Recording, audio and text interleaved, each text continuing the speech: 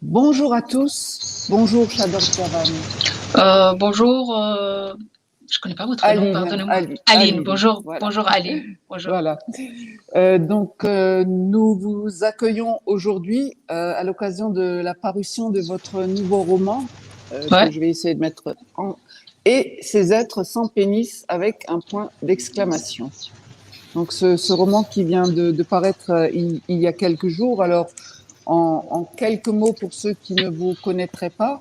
Donc, vous êtes né en Iran, vous vivez en France depuis 1993, vous avez étudié entre autres l'anthropologie, vous êtes romancière, essayiste de langue française et de nationalité française, et vous avez écrit beaucoup de livres, des essais, donc comme dit, des romans, et le livre pour lequel nous vous recevons aujourd'hui avec et à la librairie Kléber, même si c'est à distance, est un peu un ovni, on va dire, d'un point de vue littéraire et écriture.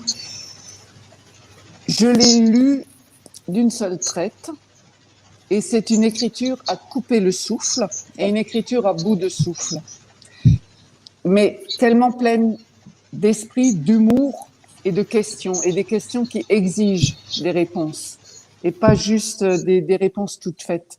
Et pour élaborer ces réponses, vous appelez à la barre la politique, la psychanalyse, l'histoire et la philosophie, et notamment Hannah Arendt et sa réflexion sur le système totalitaire. Et en lisant son nom, je n'ai pas pu m'empêcher de penser à cette phrase de Hannah Arendt dans son discours de réception du prix Lessing: penser ne fait pas seulement appel à l'intelligence et à la profondeur, mais avant tout au courage. Et cette phrase vous revient pleinement. Et j'écoutais il y a quelques jours votre entretien avec Arnaud Laporte sur France Culture, et aussi le petit apéritif du matin où il vous a posé une question: Shador Javan, à quoi pensez-vous? Et vous avez répondu: je ne sais pas penser à voix haute, je pense un crayon à la main. Alors, à quoi avez-vous pensé en écrivant le titre de ce livre et ces êtres sans pénis? Vous savez, le titre peut paraître provocateur, or il n'est absolument pas. Ce titre se réfère à deux choses très importantes. La première est très personnelle pour moi. Il se trouve que ma mère a perdu un fils. Lorsque l'enfant, le garçon, avait 11 mois, qu'il était l'enfant merveilleux, marchait à quatre pattes, il était sublime, il tombe malade et il meurt. Ma mère retombe aussitôt enceinte. Donc, dans sa douleur inconsolable, cette mère pense, croit, mais surtout, elle sait, elle est absolument persuadée que Dieu a entendu ses pleurs et sa douleur et a eu pitié d'elle et va lui rendre son fils mort. Donc, ma mère croit que l'enfant, son garçon mort, va être gracié dans les limbes et ressuscité dans ses bras. Or, l'enfant a eu l'indélicatesse de naître sans pénis. Et cet enfant n'était autre que moi-même. Donc, je suis née après un frère mort sans pénis.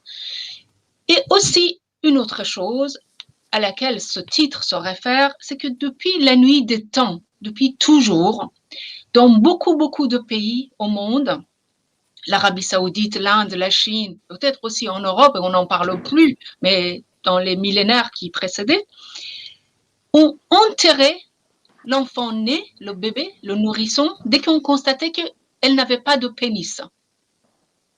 En Chine ou en Inde ou même en Arabie Saoudite ou dans beaucoup d'autres pays.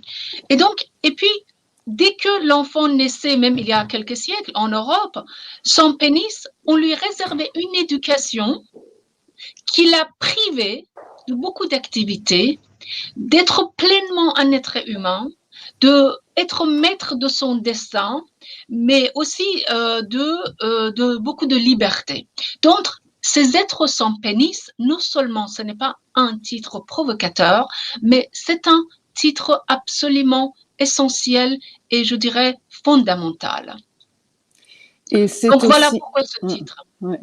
Et en fait, ça revient aussi dans le livre, au moment où vous abordez cette question et où vous le dites clairement. Moi, la femme, je ne sais pas ce que c'est. Oui. Vous savez bien que moi-même, je sois une femme. Je ne sais pas si on vous demande qu'est-ce que c'est une femme, vous pouvez décrire ce que c'est une femme, vous ne le savez pas. Les hommes, on n'a pas besoin d'écrire un homme parce que les hommes, ils ont droit à tout. Ils ont construit l'histoire, l'art, enfin, la société, la politique, les guerres, la religion. Tout était l'affaire des hommes, n'est-ce pas? Donc, la femme, là, on demande d'ailleurs, la psychanalyse demande aussi, se pose la question, que veut la femme?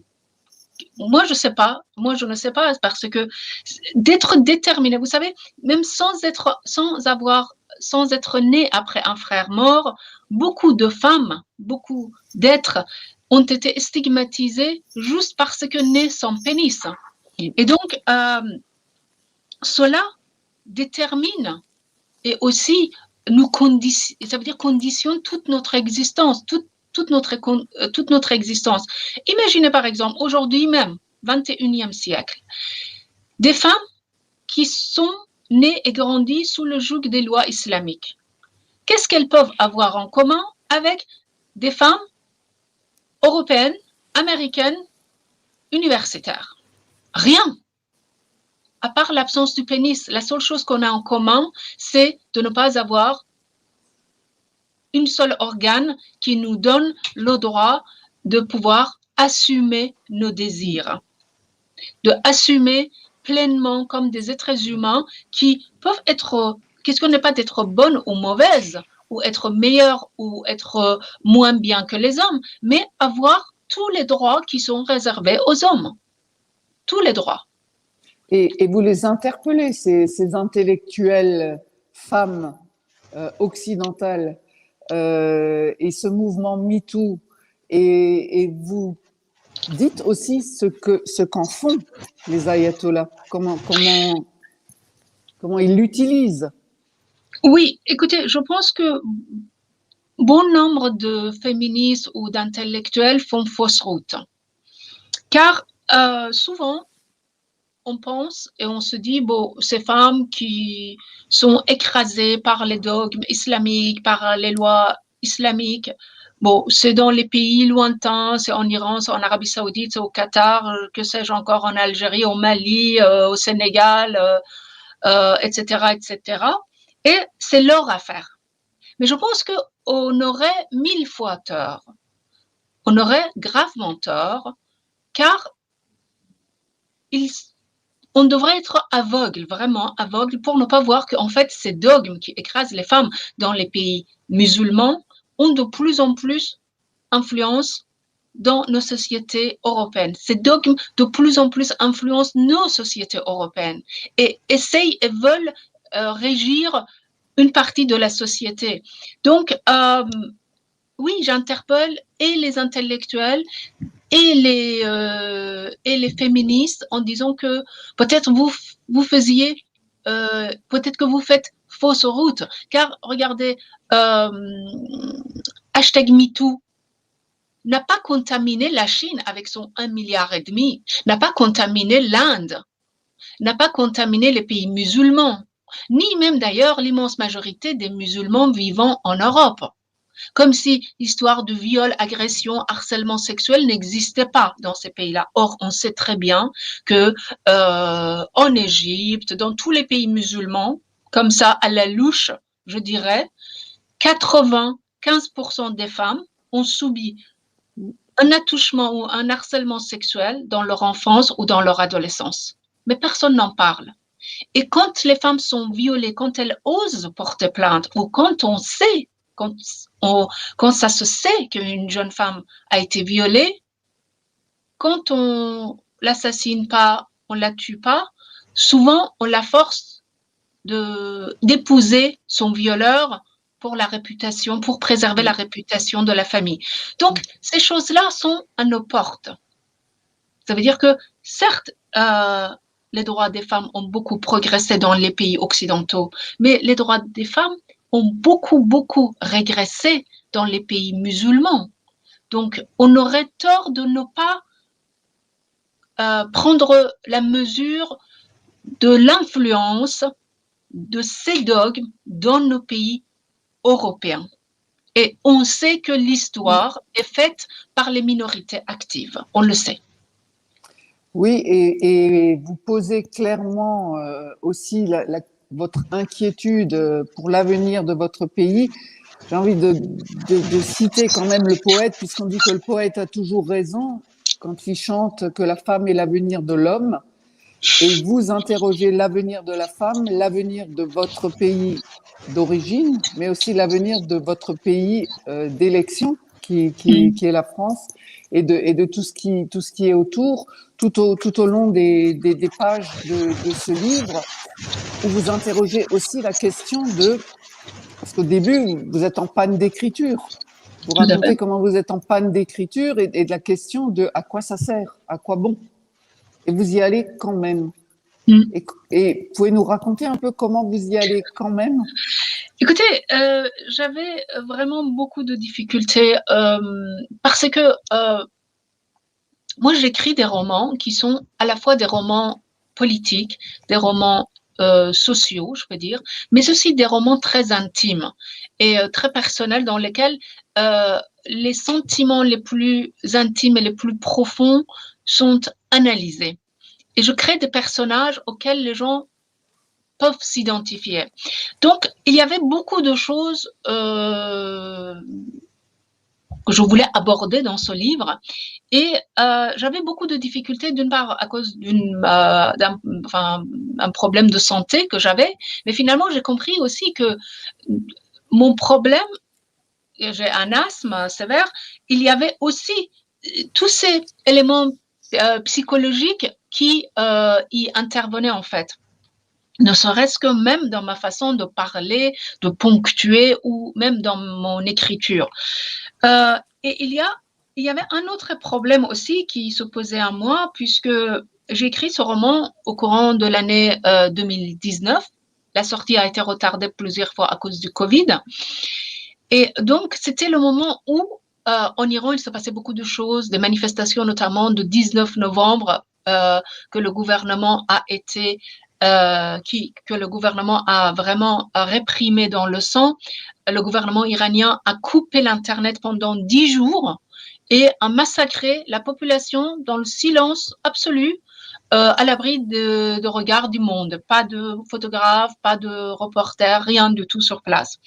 Et donc, j'étais très, très, très perturbée. Je ne savais pas que faire. Je ne savais pas comment écrire ce roman.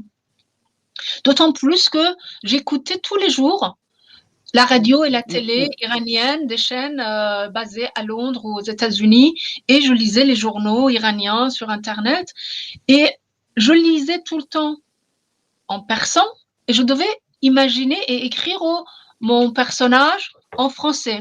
Donc, ce qui me posait beaucoup, beaucoup de difficultés et de problèmes.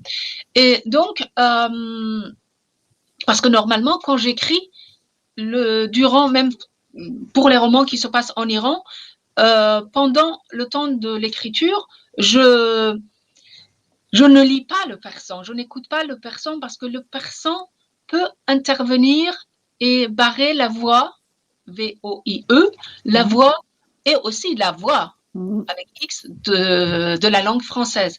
Donc, l'écriture de ce roman était très, très, très compliquée, d'une part à cause de la situation politique de l'époque en Iran, et aussi à cause de cette espèce de, je dirais, bordel linguistique qui était dans ma tête.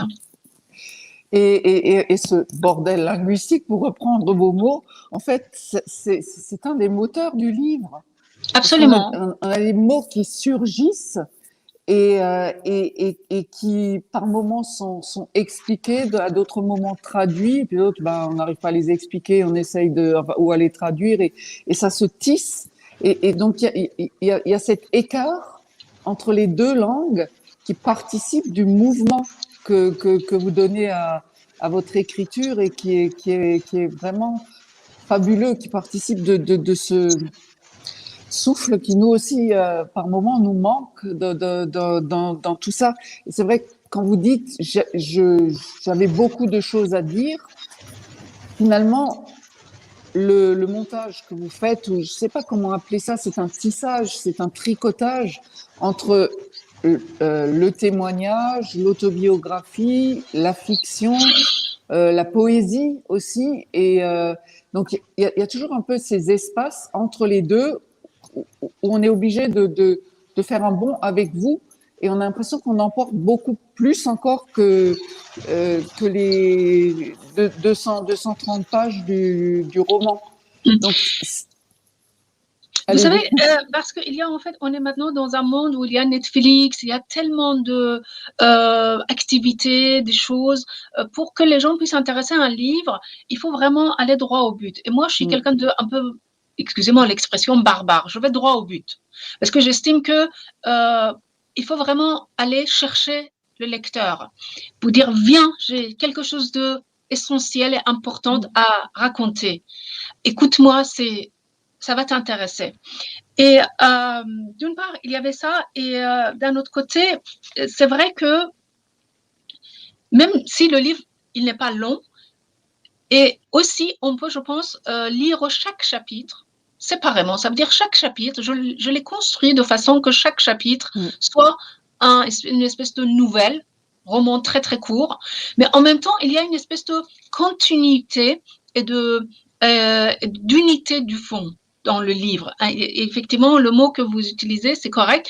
Je voulais que le livre ressemble aussi à un magnifique tapis persan. Vous savez, il y a tellement de motifs, il y a tellement de choses. Quand vous regardez les grands tapis persans, en fait, les magnifiques tapis persans, quand vous regardez dans le détail, vous dites le travail que ça représente, tout ça, c'est énorme. Et l'ensemble, c'est harmonieux, c'est beau, c'est magnifique, c'est poétique, c'est le travail. Et le travail, ça ne se voit pas. Or, ça demande des années de travail de tous les jours pour faire un grand tapis persan. Ce roman était 3 fois plus long. 3 fois plus long. Mais j'ai coupé, vous savez, il faut savoir couper déjà dans les montages des films. Je pense que beaucoup de films gagneraient si les réalisateurs coupaient. Et j'ai coupé pour que l'essentiel reste. L'essentiel reste.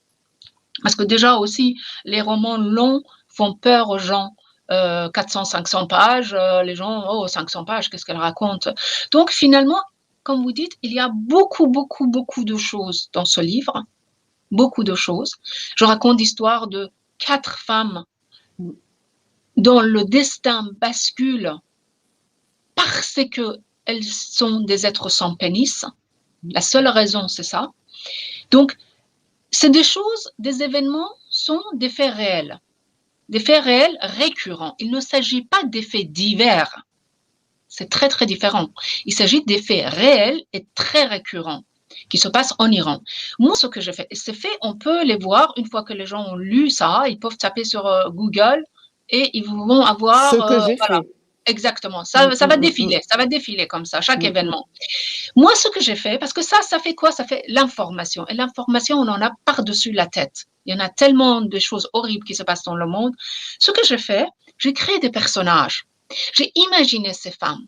J'ai créé leur vie, leurs sentiments, pour que les gens puissent s'identifier à elles, sentir leur douleur, leur joie, leurs pleurs, leur situation, leurs conditions, les gens puissent en Occident se mettre à la place de ces femmes et voir comment ça se passe, comment un destin est basculé d'une façon violente pour rien, juste parce que vous êtes une femme. Et c'est quoi d'être une femme, justement? C'est quelqu'un qui n'a pas de pénis. Donc, voilà, j'ai travaillé d'une façon, en même temps, je travaille d'une façon très méthodique, très, très méthodique, et aussi très bordélique. Très bordélique. Non, mais vraiment, c'est une logique orientale, peut-être à laquelle une personne occidentale ne comprendrait pas grand-chose, à la fois d'être très méthodique et très bordélique. Parce qu'effectivement, quand on crée, on ne peut pas être que méthodique.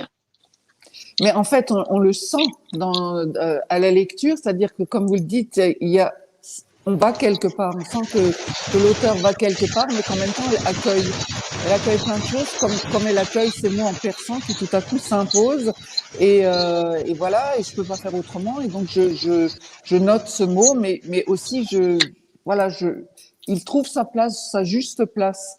Et c'est vrai que, comme vous dites, c'est une écriture qui ne mâche pas ses mots, qui par moments une langue vraiment trash, et une écriture au scalpel, parce que ces dessins de femmes que vous décrivez, ce sont des situations vraiment d'une violence extrême, mais le mot va être un peu incongru, mais jusque-là, de la même manière que quand vous décrivez des paysages, tout à coup, on respire avec vous dans ces paysages, mais en même temps, il y a une poésie dans cette violence.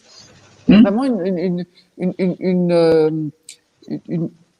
enfin, je pense au chapitre qui est intitulé La la poésie de poésie de Sarah. Sarah. De Sarah. Il y a une poésie et excusez-moi si je fais le rapprochement, mais peut-être que ça, j'ai pensé à Monique Wittig. Je ne sais pas si vous avez lu les ouvrages de Monique Wittig et notamment son ouvrage qui s'appelle Les Guerrières, où il y a un souffle comme ça.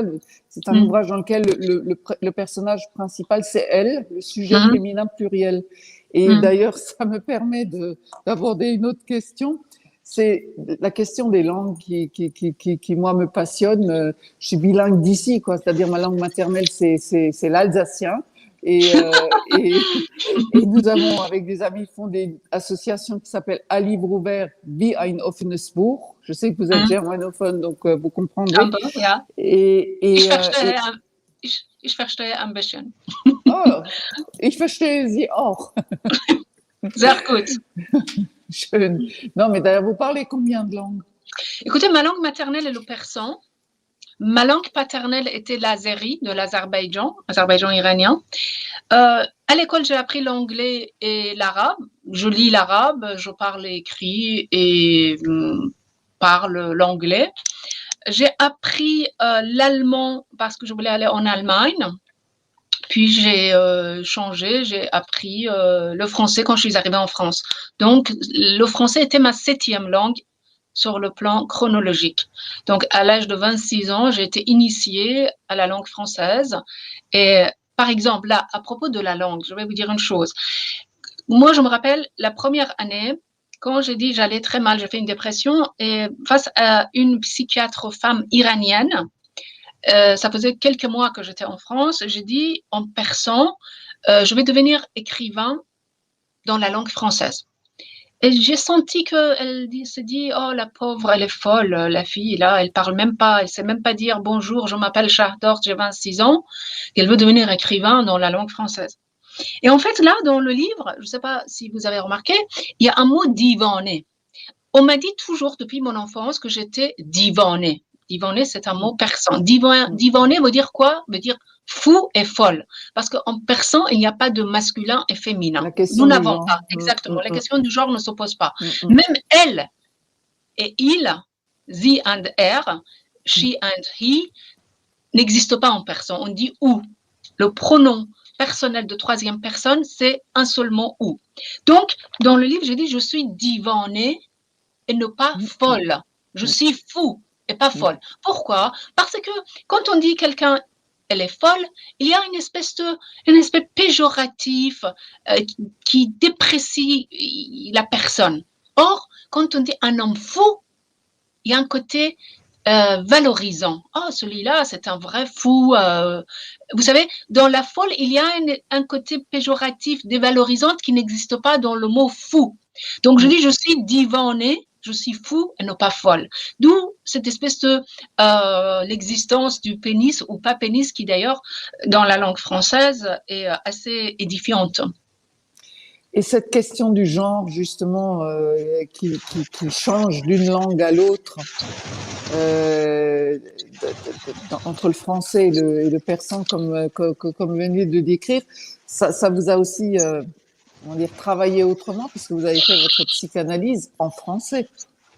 Oui, tout à fait. Je suis arrivée en France en 1993 et en 1994, je me suis retrouvée sur le divan d'un psychanalyste français pour dire du mal de mes parents. D'ailleurs, j'en ai fait 2 romans qui s'appellent « Je ne suis pas celle que je suis » et « La dernière séance ». 2 romans qui ne sont pas autobiographiques, mais effectivement, j'ai utilisé mon expérience et mon savoir pas savoir-faire, mais mon savoir de la psychanalyse pour faire 2 romans. Et donc, j'ai fait effectivement une psychanalyse qui a duré au total 12 ans en français. Et déjà, au bout de 6e année, j'ai commencé à écrire. Et effectivement, comme mon inconscient a été restructuré, je dirais, en français, donc mon écriture ne pouvait prendre corps que dans la langue française. Donc, je rêvais en français, même dans mes rêves. Mes parents, qui ne parlaient pas le français, me parlaient en français. Toutes mes amies, tous mes copains, anciens copains, je les avais tous convertis dans mes rêves à la francophonie. Donc, j'écris effectivement mon premier roman en français, mais je dis toujours que dans mon français, il y a du persan, de la langue persane, farsi, et qui lui donne peut-être ce côté un peu poétique, un peu aller droit au but. Une écriture, on me dit souvent que quand on vous lit, on vous retrouve dans votre livre, comme si vous êtes présente dans chaque page.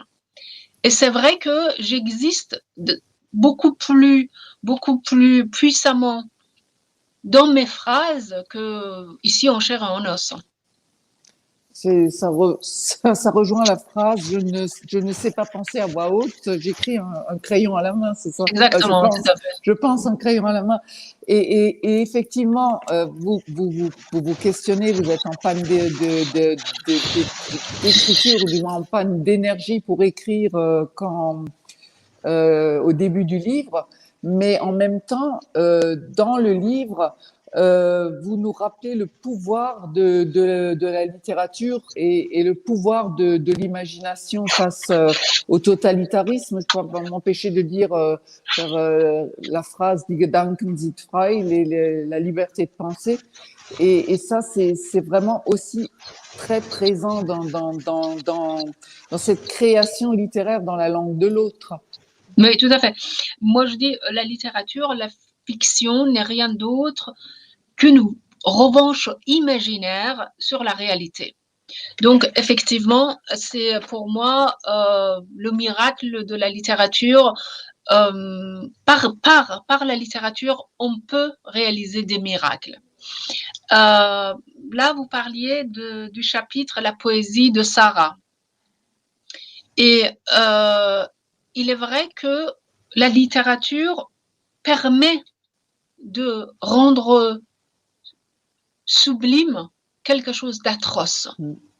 Ça n'enlève rien de l'atrocité de la chose.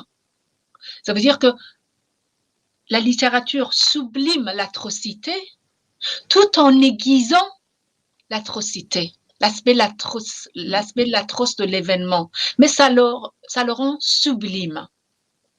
C'est ça peut-être l'art, vous voyez, ouais. Tout en rendant sublime un événement qui est absolument monstrueux, sans rien enlever de l'atrocité de l'événement.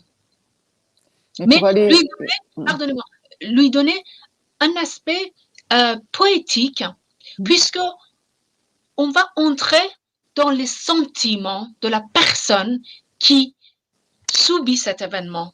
On va entrer, j'entre dans les sentiments les plus intimes de cette personne Sarah lorsque elle est violée d'abord dans son village et puis après, lorsque elle ose faire l'acte absolument inimaginable qu'elle commet. Donc, de rendre humain avec ces aspects absolument multiples, divers, contradictoires et voilà. Et humain jusque dans nos lâchetés, parce qu'il y a quelque chose qui se joue dans votre écriture et dans votre narration, qui est, je vais rester sur les jeux de mots lacaniens, on est dans le savoir. Exactement. Et vraiment, justement aussi, toujours dans le geste de Sarah, qu'on va pas du tout dévoiler, c'est un mot de circonstance. Il y a quelque chose qui se joue de ce rapport entre le voile et la toile. Exactement. parce que ça aussi, vous insistez beaucoup dans votre roman sur le rôle de la toile et le rôle pour cette question du voile et la manière dont nous voilons le regard face à la toile. Exactement, tout à fait, tout à fait. Et aussi, comme vous avez dit, la question de la responsabilité, du courage, la culpabilité collective. Je veux dire qu'on a écrit bien sûr sur la responsabilité collective et le silence de la majorité. Là, par exemple, dans le cas de l'adolescente qui joue au bord d'une fontaine par une journée de canicule atroce, tout en portant le voile, cagoule, le manteau, le pantalon, et parce qu'elle jouait avec l'eau et qu'elle courait avec d'autres gamines de 14 ans, donc elle se fait arrêter. Et les gens autour, ils sont là. Moi, qu'est-ce que je fais? J'essaie, et ça, cette scène, on peut le voir sur Internet, comment elle se fait arrêter d'une violence inouïe, d'une violence inouïe, elle se fait arrêter, lyncher dans la rue parce qu'elle jouait, elle se trompait pas. Et avant, je décris cette scène à la place Saint-Sulpice. Ça, c'était absolument vrai. C'était vraiment, ça s'était passé la même nuit. J'étais en train de déménager et je vois à la place de Saint-Sulpice une femme totalement nue, à poil, magnifique, dans la fontaine de Saint-Sulpice, parce que voilà, et les autres le prenaient en photo et tout ça. Et là, je rentre chez moi sur Internet, je trouve une fille de 14 ans qui jouait avec un pistolet à eau autour de la fontaine et elle se fait arrêter. Manteau, voile et tout. Donc, je crée cette espèce de deux espaces, je mets parallèles, deux espaces complètement différents, deux pays différents, deux conditions totalement différentes. Je fais une espèce de juxtaposition de ces deux espaces, de ces deux espaces géographiques, puis je décris la scène et je fais entrer les lecteurs aussi dans la scène pour qu'ils puissent assister à cette scène. Et moi-même, j'avoue, comme les gens qui étaient là-bas sur place, qu'on peut même voir sur Internet, je n'aurais pas bougé, je ne serais pas intervenue parce que je n'aurais pas risqué ma peau. Et 99,9, même voire plus des gens dans le monde entier, ils ont ce comportement-là. Ils ont ce comportement-là. Et je dis aussi, c'est à cause de cette culpabilité commune, collective, que j'ai avec les autres Iraniens ou Iraniennes, que je n'ose pas dire, j'évite de dire que je suis iranienne lorsqu'on me questionne à cause de mon accent sur mes origines, car je me sens quelque part coupable de n'avoir pas pu. Je sais que si j'avais agi, ça n'aurait rien donné, mais la chose est là. Et là, j'ai envie de citer un écrivain, Cynthia Fleury, qui a écrit un livre il y a quelques années, le titre m'échappe, sur le courage. De dire qu'il faut chaque personne, ça veut dire la responsabilité individuelle. Si chaque personne dit, bon, alors personne ne fait rien, moi non plus, si je fais, je suis la seule à agir, donc du coup, je vais me faire arrêter pour rien. C'est comme ça que les régimes totalitaires perdurent. C'est comme ça. En cassant la chaîne de la responsabilité individuelle, mais aussi la chaîne qui fait tenir l'ensemble de la société. Quand le tissu social, c'est déjà défait complètement. Mais en fait, c'est aussi une histoire qui ne baisse pas les bras. Bien sûr, on ne parlera pas du dernier chapitre de la fin du roman. Je repense à une phrase que nous avons évoquée récemment avec Amin Malouf quand il disait « Une histoire est vraie parce qu'on y croit ». Bien sûr. Et effectivement, il y a deux choses aussi dans votre livre, encore une fois, qui ouvrent un espace fou dans ce roman. C'est-à-dire que une histoire est vraie parce qu'on est obligé d'y croire. Ce sont les atrocités que vous dépeignez, mais aussi il y a cette part d'histoire vraie à laquelle on a envie de croire parce que voilà, ça laisse de l'espoir. Mais c'est un espoir qui se mérite en prenant les armes, clairement. Comme vous dites, on ne va pas dévoiler le dernier chapitre, mais ce que je fais en fait, après avoir décrit le cas de 4 femmes, 4 violences très très différentes, pour des situations absolument, on peut dire ici en France, en Europe, aberrantes. Par exemple, le cas de Negar, qui est une fille de la grande bourgeoisie iranienne, très riche, qui vit dans une immense maison magnifique, sublime, avec sa famille, et elle est lesbienne. Donc, ce qu'elle va subir, et qu'est-ce que je fais? Je fais là, encore une fois, je fais exister cette femme. Je fais exister cette femme avec ses angoisses, ses hésitations, son travail, comment elle gère son travail, comment elle vit, quelle relation elle a avec ses parents, ses grands-parents, avec sa bien-aimée, dans cet amour qu'elle cache à leurs parents et à leurs grands-parents. Puis, ce qui lui arrive et pourquoi lui arrive. Mais en même temps, excusez-moi si je vous interromps, mais en même temps, vous nous décrivez la place de l'homosexualité féminine en Iran. Oui, bien sûr, parce que vous savez, le régime islamique est un régime d'apartheid sexuel. Les femmes entre elles, les hommes entre eux. Cette situation favorise l'homosexualité de deux côtés. Et l'homosexualité féminine n'a jamais posé de problème. Depuis la nuit des temps, les femmes dans les harems, eh bien, même les maris préfèrent qu'il y ait les femmes, on dit comme ça, la tendresse et la gentillesse entre elles, plutôt qu'elles se jalousent. Donc, les hommes qui ont plusieurs femmes, qui sont polygames. Donc, l'homosexualité féminine, déjà, c'est pas défini parce que l'acte sexuel, c'est la pénétration. Donc, il n'y a pas de pénétration, il n'y a pas l'acte sexuel. Selon la loi, elle est interdite, mais elle est très tolérée. L'homosexualité entre deux femmes, c'est même beau. Finalement, c'est bien. C'est beaucoup mieux que deux femmes qui soient lesbiennes qu'une femme non mariée se donne à un homme. Donc, pour vous dire. Mais, alors, après le cas de ces femmes, pour parler du dernier chapitre, encore une fois, je ne savais vraiment pas comment continuer ce roman. J'étais dans un état, c'était exactement le moment où, en novembre 2019, on massacrait les gens en Iran. Et moi, je me disais, mais qu'est-ce que je fais ici? Pourquoi je rentre pas en Iran pour l'aider, pour faire quelque chose? Peu importe, je me ferais tuer, c'est pas grave. Il y a des jeunes qui se font tuer. Et je m'identifiais tellement à ces femmes qui couraient, des étudiants dans la rue qui se faisaient arrêter. Du coup, je savais pas, enfin, c'était pour moi, c'était pas possible de continuer à échafauder une fiction, un roman, alors qu'il se passait ça dans mon pays natal. Donc, j'ai eu, je dirais, si j'étais croyante, c'était une révélation, c'était Dieu qui m'a soufflé cette idée. Qu'est-ce que je fais dans le dernier chapitre?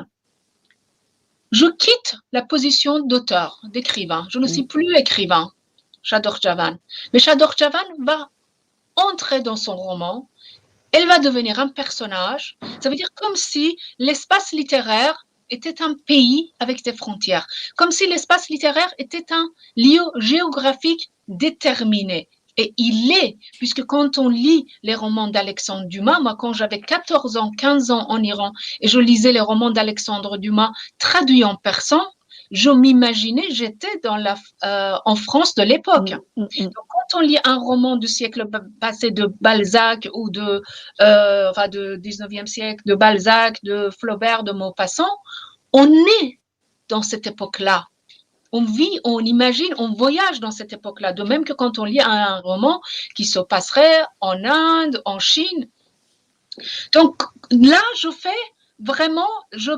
quitte, comme si je quittais vraiment mon bureau pour écrire, l'endroit où j'écris, j'entrais dans le roman, dans un autre espace-temps, qui est espace-temps fiction, de roman, et là j'agis, je deviens un personnage, Chador Javan devient un des personnages de son propre roman, et là je vais accomplir mon souhait le plus cher au monde. Je vais accomplir ce qui m'est impossible dans la réalité. Et là, je dis effectivement, il s'agit du miracle de la littérature. Seule la littérature, seul l'art nous permet cela. Et cette littérature vous permet aussi, à un moment donné, de travailler cette question de l'exil, parce que il est quand même très présent dans ce roman, et qui fait que il y a d'autres endroits dans le dernier chapitre où tout à coup l'auteur est très présente dans le livre, et notamment autour de cette question de l'exil. Tout à fait. Vous savez, il y a beaucoup de gens qui parlent de l'exil, les Maghrébins par exemple, ou les Africains francophones qui ont étudié le français dans les meilleures écoles au Maroc, en Algérie, en Tunisie, et qui sont parfaitement, non seulement francophones, mais leur français est beaucoup mieux que, je dirais, 90% des Français en France. Parce que justement, ils étaient dans les meilleures écoles et ils ont travaillé la langue. Et puis, ils rentrent dans leur pays, ils reviennent. D'autres parlent de l'exil alors qu'ils sont arrivés avec leur famille lorsqu'ils étaient enfants, 5 ans, 8 ans, 10 ans. Or, les enfants, ils apprennent très rapidement et naturellement à l'école. Les grands pédopsychiatres vous le diront que l'apprentissage de la langue à 5 ans, à 8 ans, à 10 ans, c'est très facile et ça se fait naturellement à l'école. Les enfants ils deviennent français comme les autres. Mais lorsqu'on arrive à 26 ans dans un pays, qu'on commence à apprendre bonjour, je m'appelle Chador, quelle heure est-il, des phrases les plus courtes, on se sent absolument, mais non seulement c'est épuisant, mais on se sent idiot, on se sent déprécié, on se sent comme si vous entrez dans un monde où, vous savez, quand vous regardez un film étranger, non sous-titré. Vous regardez un film chinois ou coréen, non sous-titré, vous ne comprenez rien. C'était ça. Et puis cet accent qui restera à jamais, puisqu'il est quasiment impossible de parler totalement sans accent lorsqu'on a appris une langue. On a commencé à apprendre une langue à l'âge de 26 ans, même si je me suis emparée de la langue française, même si j'écris en français. Mais souvent, je regarde dans le dictionnaire pour voir si c'était le ou la, de corriger, de consulter le grévis pour voir si j'ai pas commis une faute. Et après, il y a mon éditeur derrière qui regarde. Donc, pour moi, l'exil, c'est la langue. L'exil, c'est cet accent que j'ai. Et dès que je parle, que je sois dans un taxi, que j'y aille m'acheter une paire de chaussures, que j'y aille dans un restaurant ou dans une petite ville, dès que j'ouvre la bouche, les gens me demandent « Vous êtes d'où ?» Vous êtes d'où? Ça veut dire quoi? Ça veut dire « Vous n'êtes pas d'ici ». Ça veut dire « Vous n'êtes pas française ». Ça veut dire la langue que vous parlez. Pardonnez-moi, je bouge un peu trop, moi. Je ne sais pas parler d'une façon immobile. Si je dois penser immobile et dans le silence, pour parler, j'ai besoin d'un peu de mouvement. Pardonnez-moi. Donc, l'exil, c'est cet accent qui me colle à la peau. Et c'est vrai que je dis, ma première naissance, je l'ai ratée, je reconnais ma responsabilité. Et d'ailleurs, le premier chapitre s'appelle « Faute de naissance », au lieu de « acte de naissance », faute de naissance, puisque je suis née après un enfant, un fils mort, et je vous laisse imaginer à quel point cet événement m'a marqué. D'ailleurs, les gens me posent souvent la question, comment vous avez fait? Vous êtes arrivé en France à 26 ans, vous ne parliez pas un mot, vous n'aviez pas un rond, vous avez fait des petits boulots, vous avez vécu dans des chambres de bonne. Comment vous avez fait pour faire des études, faire une psychanalyse, écrire des livres? Eh bien, je peux vous répondre par une phrase. Comme d'une façon inconsciente, toujours, je me suis comparée à cet enfant merveilleux, à ce fils merveilleux mort de ma mère. Donc, j'ai rivalisé avec quelqu'un avec qui on ne peut pas rivaliser, avec l'enfant merveilleux. Nul ne peut rivaliser. Même si j'étais un garçon, je n'aurais pas pu. Donc, le dépassement de soi est mon destin. Était mon destin et sera mon destin. À cause de ma naissance, à cause de cet événement tragique qui était ma naissance. Donc, l'accent, l'exil, souvent, parfois, je me sens amputée, c'est vrai. Imaginez ce que c'est de ne pas pouvoir rentrer dans son pays d'enfance, d'adolescence, jeunesse. Moi, j'ai vécu 24 ans de ma vie en Iran. Et je ne peux plus retourner en Iran. Ça fait presque maintenant 30 ans que je ne suis pas retournée en Iran. C'est ça l'exil. L'exil, c'est pas passer quand on est marocain ou algérien, passer ses vacances là-bas et revenir et dire que je suis exilé. L'exil, ou lorsque on est, je sais pas moi, africain ou canadien ou américain. Et l'exil, c'est cet accent qui vous dénonce, cet accent qui me dénonce dès que j'ouvre la bouche. Donne cette information à tous. Elle n'est pas d'ici, et la langue qu'elle parle n'est pas la sienne. Donc, ni la langue que je parle n'est la mienne, ni le pays où je suis n'est le mien, ni même cette identité que j'ai voulu tant. Je ne crois pas qu'il y ait une personne au monde qui ait voulu devenir française autant que moi. Et je dois dire que je mérite ma nationalité française plus que Jean-Marie Le Pen, Marine Le Pen et Marion Maréchal, les trois réunis. Puisque moi, je l'ai obtenu, ou ils sont fait que naître en France. Voilà, c'est le hasard. Donc, moi, j'ai tout fait pour obtenir cette nationalité. Mais même cette nationalité française est mise en doute, ou je dois dire, mais retirée symboliquement, lorsqu'on me pose la question, vous êtes d'où? Ça veut dire vous n'êtes pas d'ici. Vous n'êtes pas d'ici. Est-ce qu'on n'est pas toujours de quelque part, même en étant d'ici? Bien évidemment. Et d'ailleurs, mon premier roman s'appelait « Je viens d'ailleurs », à force de me poser. Mais vous savez, quand même, soyons un peu honnêtes. La terre de l'enfance, moi je dis toujours, les paysages de l'Iran ont l'odeur de mon enfance. Et ça, vous en parlez aussi dans le livre, vous décrivez quelques paysages. Tout à fait.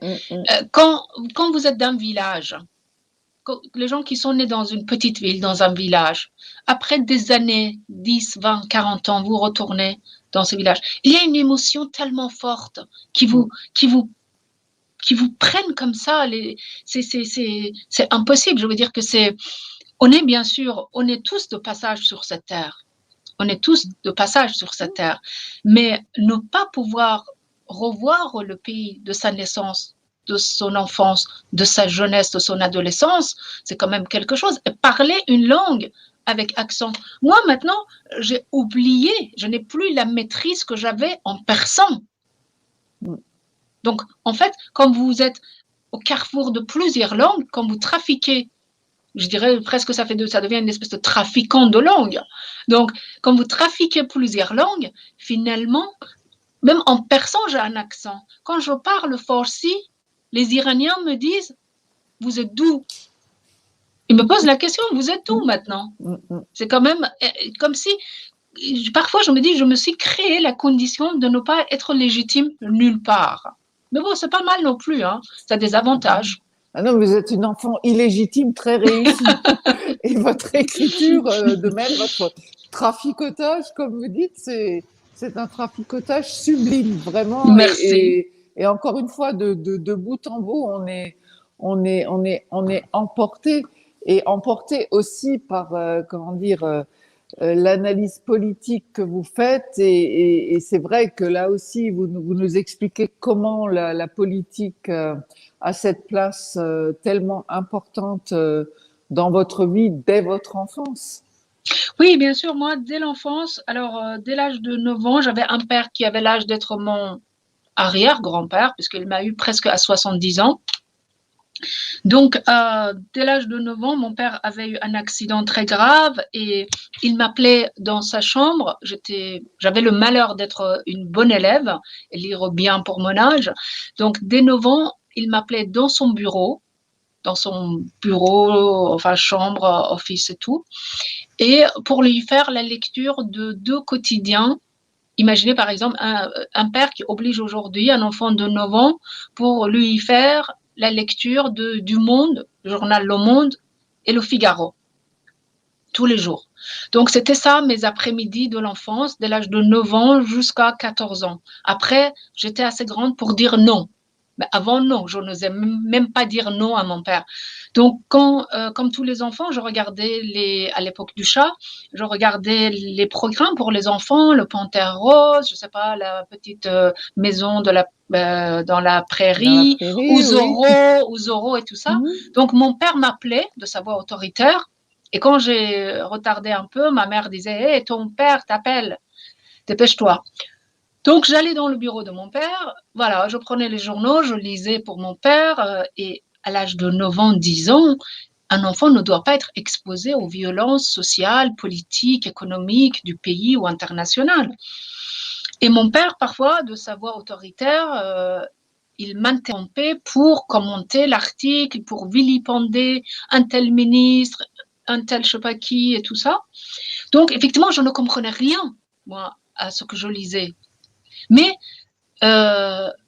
mon ton si sérieux, avec un ton sérieux, je lisais ces articles, et surtout le visage attentif de mon père, qui était un homme vraiment impressionnant. Qui voit sa photo, il était un homme comme on n'en fait plus. Et il m'écoutait avec une attention telle que j'étais impressionnée par ma propre voix et par la tête de cet homme qui m'écoutait si attentivement. Et finalement, au bout de quelques mois, ou peut-être quelques années, je n'en sais rien, à force de ne rien comprendre, finalement, j'ai réussi à comprendre ce qui se passait en Iran. Ça, c'était 3 ans avant la révolution iranienne. Et puis, surtout que mon père vilipendait toujours les mêmes hommes politiques, vous voyez. Et c'est comme ça que j'ai été initiée à la politique d'une façon très intime et je dirais très douloureuse parce que je haïssais ces heures obligatoires de lecture, comme je haïssais à l'époque mon père qui était un homme très, très autoritaire. Mais bon, il était un homme qui avait connu la Première Guerre mondiale, la Deuxième Guerre mondiale. Déjà à l'âge de 12 ans, il me racontait tout ça. Vous savez, à l'âge de 12 ans, on n'est pas là pour assister ou écouter à des choses, enfin écouter des choses pareilles, assister à des choses pareilles. J'aurais encore une question. Ouais. Est-ce que l'idée vous a effleuré d'écrire en langue persane? J'écris de la poésie en persan depuis très longtemps et j'écris des contes en persan ou des nouvelles. Avant de quitter l'Iran, j'avais écrit pas mal en persan. Mais maintenant, pour vous dire la vérité, je ne serais pas capable. Moi, je n'ai pas, je ne sais pas, peut-être qu'il y a des gens qui ont cette capacité d'écrire. Vous savez, quand j'écris, il me faut un champ linguistique sans limite. Or, cela fait presque 30 ans que je lis très peu le persan. Je lis parfaitement le persan, je comprends, je parle, mais je ne suis pas... Je peux écrire un article. Je peux écrire... Et même si je dois écrire un article, il faut que je l'écrive en français, je le pense en français, puis je le traduise en persan. Je ne sais pas penser en persan. D'ailleurs, je pense qu'un des problèmes de nos pays dirigés par des États islamiques, c'est que les gens ont oublié de penser. Et pourquoi les langues n'ont pas évolué non plus beaucoup?